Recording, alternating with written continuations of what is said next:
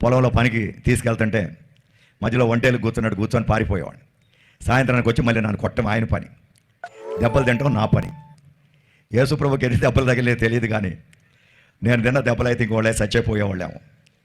మా నాన్న అనేవాడు, వీడు బియ్యం పుచ్చిపోతాయని పుట్టాడు, వీడి తల మీద రూపాయి పెట్టినా కానీ దమ్మిడికి ఎవరో కొనరనేవాడు. ఆ వ్యక్తినే ఇక్కడ నిలబడి ఉన్నాం. Praise the lord. ఆమేన్. ప్రియకుమారుడు కుమార్తె, మనందరి జీవితాల్లోనూ అందరూ మనల్ని వదిలి వెళ్ళొచ్చు.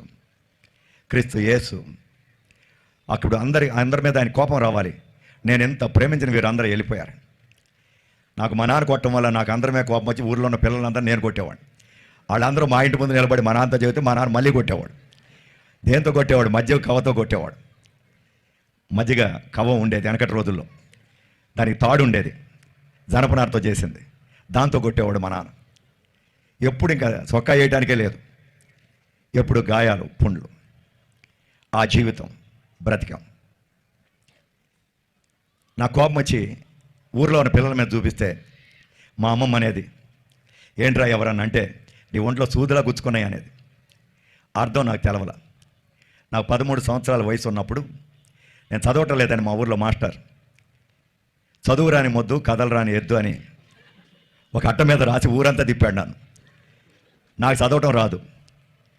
నేను మా అమ్మమ్మ దగ్గరికి వచ్చి నవ్వుకుంటూ అడుగుతున్నాను, ఎందుకని నన్ను చూసి అందరు నవ్వుతున్నారు అమ్మమ్మ అని. మా అమ్మమ్మ చూసి ఏడ్చింది, నువ్వు చదువుకోలేదని అందరు ఇలా చేశారా. మా అమ్మమ్మ ఏడ్చింది. మా అమ్మమ్మ ఏడ్పు చూసినప్పుడు నాకు మొదటిసారిగా చదవాలనిపించింది.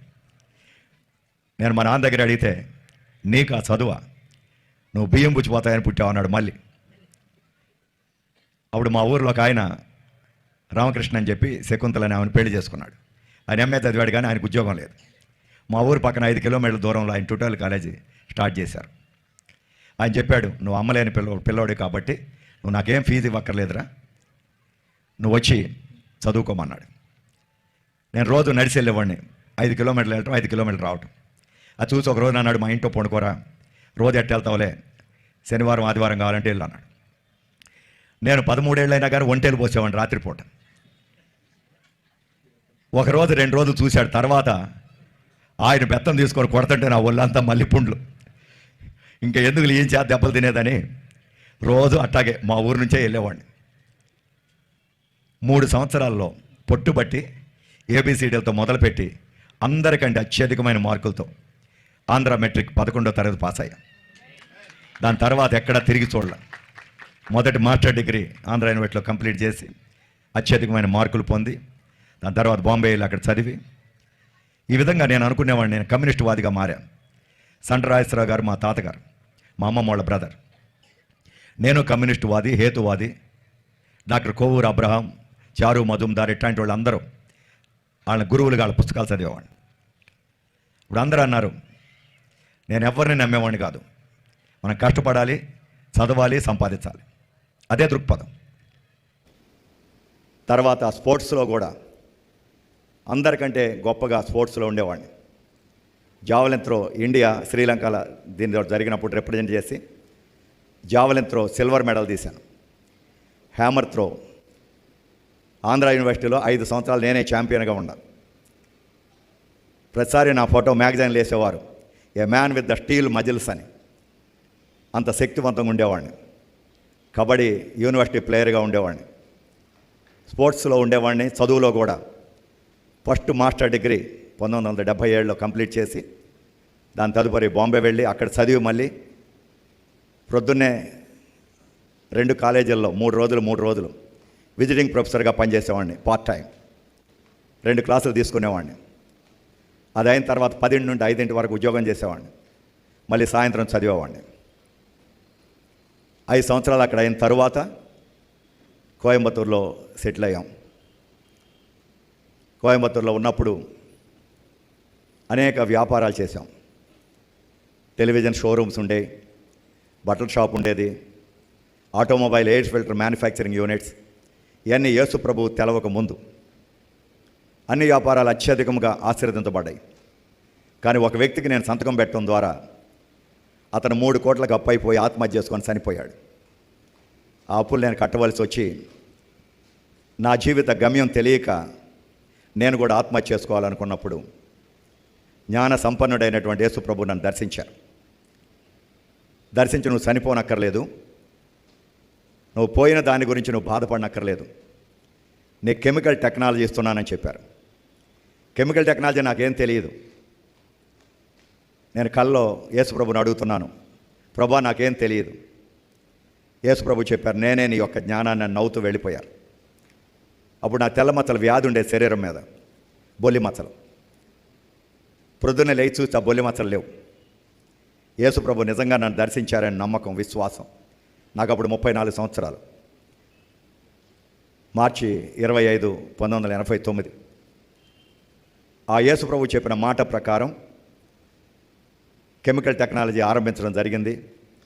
దగ్గర 74 కెమికల్ టెక్నాలజీస్కి డెవలప్ చేసే కృప దేవుడిచ్చారు. 3 అవార్డులు పొందగలిగాను.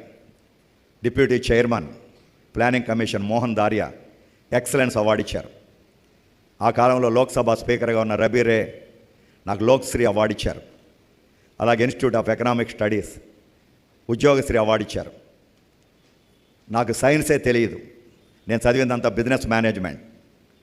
కానీ సైన్స్లో నేను చేసిన ప్రతి కార్యాన్ని దేవుడు అత్యధికంగా ఆశీర్వదించి 2000 సంవత్సరం వరకు వ్యాపారం చేస్తూ 2001లో యేసు ప్రభు యొక్క పిలుపు మేరకు దేవుని యొక్క సేవ చేయడానికి వచ్చి అప్పటి నుండి ఇప్పటి వరకు, ఈ కరోనా వచ్చిన 2 సంవత్సరాలు తప్ప అంతకుముందు వరకు 396 క్రూసేడ్స్ 12 రాష్ట్రాల్లో 17 దేశాల్లో దేవుని యొక్క సువర్తమానాన్ని చెప్పే కృప దేవుడు నాకు అనుగ్రహించారు. నా ద్వారా దగ్గర 1,46,00,000 మంది ఆశీర్వదించబడ్డారు. ఎక్కడో పల్లెటూళ్ళలో పుట్టి జ్ఞానం లేకుండా ఉన్నటువంటి నా జీవితాన్ని దేవుడు నిలబెట్టారంటే, వెర్రివాడిగా ఉన్న నన్ను జ్ఞానులను వెక్కిరించేటటువంటి పరిస్థితిలో నన్ను నిలబెట్టిన ఆ దేవాదేవునికి స్తోత్రం. అదే యేసుక్రీస్తు ప్రభు. మిమ్మల్ని మీరు అనుకోవచ్చు, మేము పేద కుటుంబంలో పుట్టాం, మేము పెద్ద స్కూల్లో చదవలేదని. మనం పెద్ద స్కూల్లో చదవనక్కర్లేదు. పెద్ద దేవుడైనటువంటి యేసుక్రీస్తు ప్రభు మీ అందరి హృదయాల్లో ఈ ఉదయకాలంలో వస్తే మిమ్మల్ని అందరినీ దేవాదేవుడు గొప్పగా ఆశీర్వదిస్తారు. క్రీస్తు యేసు ఈ ప్రపంచంలో పుట్టినప్పుడు యెషయా 11వ అధ్యాయం 2లో రాయబడి ఉన్నది, జ్ఞానము యొక్క ఆత్మ ఆయన పైన ఉన్నదని. అదే క్రీస్తు యేసు ఈ ప్రపంచాన్ని వదిలి వెళ్ళేటప్పుడు మనతో చెప్పిన మాట యోహాను 16వ అధ్యాయం 13, యోహాను 14వ అధ్యాయం 26లో, పరిశుద్ధ ఆత్మదేవుణ్ణి నేను పంపుతాను, సత్య స్వరూపైన ఆత్మ మీ మీదకు వచ్చినప్పుడు ఆత్మదేవుడు మీకు సమస్తాన్ని బోధిస్తారు. ఈ రోజున కడవరిలో నేను మీ అందరి కొరకు ప్రార్థన చేస్తాను. పరిశుద్ధాత్మదేవుడు సత్యవంతుడైన ఆత్మ మీ మీదకు వస్తారు, సమస్త కార్యాలని మీకు బోధిస్తారు. 1 యోహాను 2వ అధ్యాయం 20-27లో ఆ పరిశుద్ధాత్మ వచ్చినప్పుడు మీరు ఎగ్జామ్స్లో కూర్చున్నప్పుడు మీరేం రాయాలని మీరు అడగక్కర్లేదు.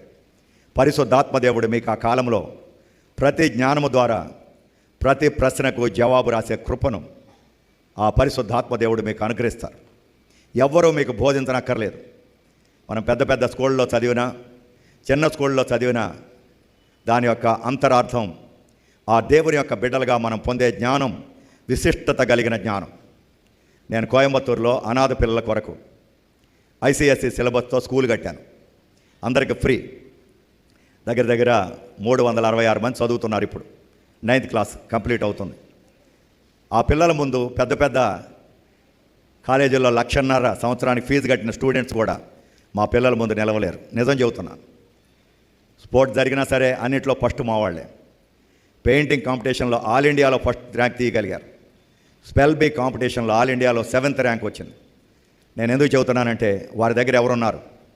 నేను ప్రతినిత్యము చేసే ప్రార్థన, యేసు ప్రభు మీద ఉన్న నమ్మకం, తల్లి లేని పిల్లలు, తండ్రి లేని పిల్లలు, ఎక్కడో కొండల మీద పెరిగిన పిల్లలు ఈ రోజున అంత జ్ఞానవంతులుగా పెంచబడ్డారంటే దానికి కారణం యేసు ప్రభు యొక్క జ్ఞానం. అందువల్ల ఈ ఉదయకాలంలో వచ్చిన మీరు ఎంత పెద్ద కాలేజీలో చదివారు, స్కూల్లో చదివారని కాదు. మీతో యేసు ప్రభు ఉన్నప్పుడు అత్యధికమైన ఉన్నతమైన స్థితిలో మీ క్యారెక్టర్ని, మీ లక్షణాలని దేవుడు మార్చి మిమ్మల్ని మంచి పిల్లలుగా, దేవుని యొక్క పిల్లలుగా బహుగా ఆశీర్వదించబోతున్నారు. పరిశుద్ధ గ్రంథంలో ఆ యేసు ప్రభు మీద ఉన్న అదే జ్ఞానం తండ్రి అయిన యెహోవా దేవుని దగ్గర మనం అడిగినప్పుడు యేసు ప్రభు నామంలో ఆ జ్ఞానాన్ని మీ అందరికీ ఆయన అనుగ్రహించగలడని యాకోబు 1:5 రాయబడి ఉన్నది. అటువంటి పరసంబంధమైన జ్ఞానం మీ అందరికీ ఈ రోజున అనుగ్రహించబడ్డప్పుడు ఆ పరిశుద్ధ జ్ఞాన ఆత్మ మీ మీదకి వస్తారు. పరిశుద్ధ గ్రంథంలో 103వ కీర్తన 7లో రాయబడి ఉన్నది. ఆ దేవాది దేవుడు తన యొక్క ఆత్మ ద్వారా మోషేకు దేవుని యొక్క మార్గములను వివరించినని, అలాగే ఆ పరిశుద్ధ ఆత్మ దేవుని ద్వారా ఇజ్రాయెల్ జనులకు క్రియలు అనుగ్రహించబడినని పరిశుద్ధ గ్రంథంలో రాయబడి ఉన్నది.